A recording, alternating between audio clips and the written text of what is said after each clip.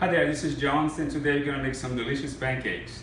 I developed this habit of making pancakes from scratch every Sunday, and since I changed my diet to a plant-based diet, I've been looking for a recipe that could replace the pancakes that I used to make with milk and eggs. So I finally found a recipe that's really good, makes very hearty pancakes and very delicious, and we're going to go over how to make them.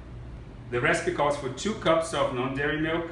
You can use either soy or almond milk. I prefer to use almond milk. I make my own almond milk, and I'm using the freshly made almond milk. I tend to make the milk the day I make the pancakes. I found that using the freshly made milk, it makes a difference in taste of pancakes. They get a little fluffier and much richer. Okay, the first step in the recipe is to cold the milk. So we have to use 2 cups of almond milk, or any other milk if you use plant-based milk. And we're gonna use 2 teaspoons of apple cider vinegar to cold the milk. So we're gonna mix the milk with the apple cider vinegar, and we're gonna let it sit for a couple of minutes just to let it cool. The original recipe calls for 3 tablespoons of oil, but since I'm trying to cut down oil, eliminate oil from cooking, we can use in a ratio of 3 to 1. You can replace ground flaxseed for oil. So in a ratio to 1 to 3, if for each tablespoon, let's say, of oil, you can use 3 tablespoons of ground flaxseed, and that will not affect the result. I have been using this in other baking recipes, and it works, and nobody can tell the difference between using oil or ground flaxseed. So since the recipe calls for 3 tablespoons of oil, I'm using 9 tablespoons of ground flaxseed. Okay, now we're gonna, while the milk is curdling, we're gonna mix the dry ingredients. We're going to start first with 1.5 cup of spelt flour, 1 cup of buckwheat flour, the 4 teaspoons of baking powder, and 1 teaspoon of salt.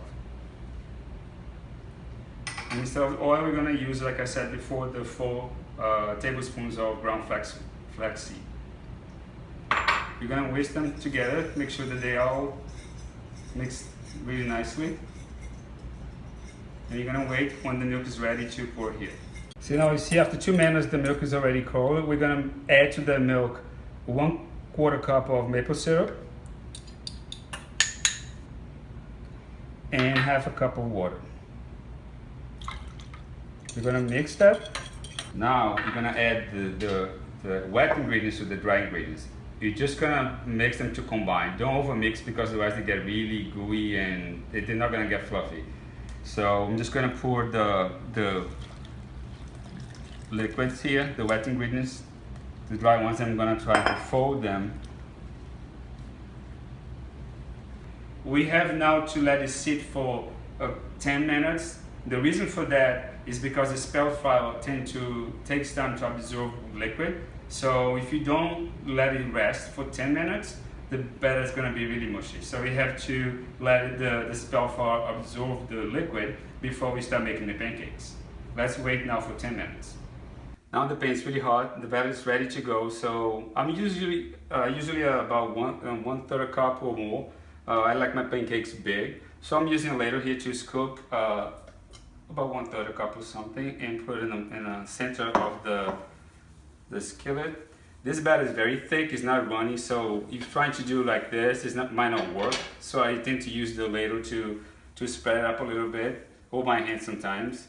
So now what we have to do is just let it sit for about 2 to 3 minutes. They're gonna get really dry a little here, so you see that it's time to flip. Now it's been 2 to 3 minutes, so you can see now the pancakes are getting dry here, so it's time to flip them.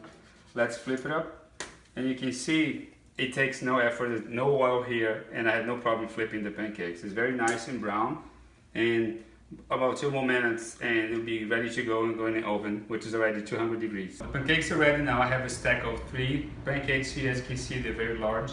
That batter makes about 10 to 12 pancakes. I usually eat 3 or 4 at a time. You can slice some fruit and put on top, with strawberry, banana, whatever fruit you like, or just some maple syrup and enjoy it. They're very hearty, very nutritious, very delicious. And as you can see, as I want to show you here as I cut them, they're very fluffy too. They're not, see, they're very airy and fluffy inside and very delicious. You have to make them to see how good they are. I hope you guys try this recipe and enjoy it. I'm going to enjoy myself now. Thank you.